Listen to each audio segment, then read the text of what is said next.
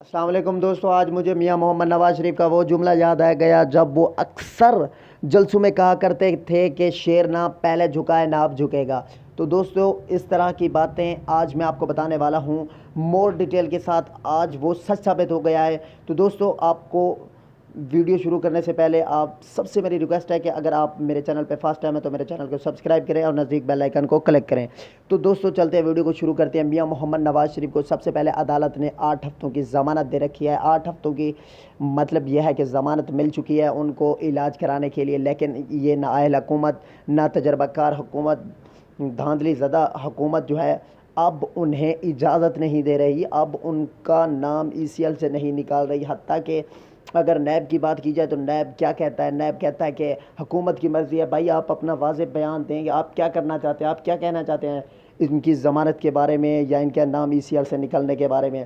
تو اگر بات کی جائے میاں محمد نواز شریف کی طبیعت جو ہے بالکل ناسازگار ہے، لیکن ان کا اب جو انہوں نے شرائط رکھی ہیں ان شرائط کو دیکھ کے میاں محمد نواز شریف کافی غصے میں آ گئے اور جوش میں آ گئے، اور وہ جو جب ان کو شرائط کے بارے میں آگاہ کیا گیا کہ یہ اس طرح کی شرائط رکھی ہوئی ہیں یا آپ کے علاج کے لیے یہ شرائط رکھ رہے ہیں، تو انہوں نے وہی شرائط اٹھا کے ان کے منہ پہ دے ماری ہیں حکومت کے کہ مجھے کوئی بھیک اور مجھے کہیں نہیں جانا، میں یہیں رہنا ہے، میں نے مرنا جینا یہیں ہے اور میں یہیں علاج کراؤں گا۔ مجھے کسی شرائط کوئی بھی اگر میرے اوپر شرط ہوگی تو میں باہر جانے کے لیے ہرگز تیار نہیں ہوں، نہ ہی علاج کراؤں گا۔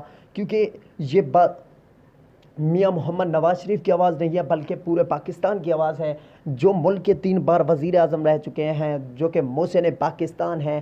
اگر ان کو بھی علاج کے لیے ان کے لیے شرائط رکھی گئی ہوں، یار حکومت صاحب ذرا سوچیں، ایک انسان کے علاج پہ بھی آپ شرائط رکھ دیتے ہیں، تو یار کیا کس طرح کی حکومت ہے؟ مجھے سمجھ نہیں آ رہی۔ آپ مجھے کمنٹ میں یار دوستو آپ سمجھا دیں، مجھے سمجھ نہیں آ رہی۔ اچھا، بہرحال میاں محمد نواز شریف نے یہ واضح پیغام دیا، صاف انکار کر دیا، اور ان کا یہ بھی کہنا تھا کہ میں اس علاج پہ لعنت بھیجتا ہوں ان شرائط پہ۔